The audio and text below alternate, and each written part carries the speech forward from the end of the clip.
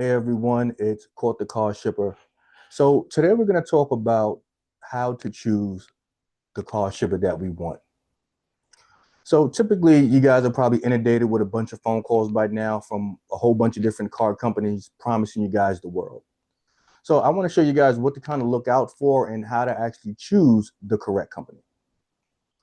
So one of the first main flags of companies that you do not want to go with is the lowest price.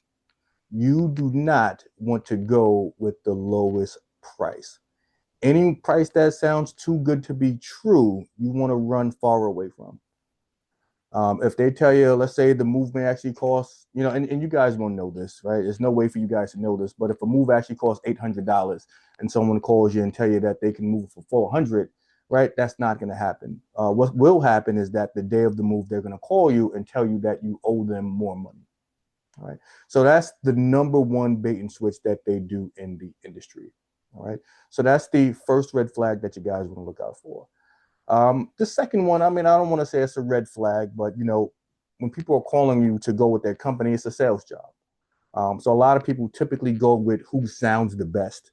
And a lot of times, that's not always going to be the best company. That's just the person that just knows what to say. They know how to sell you on how to move with them, which is, I mean, it's not a bad skill to have, but that's what happens in the industry. What you want to grade these companies on is their reputation.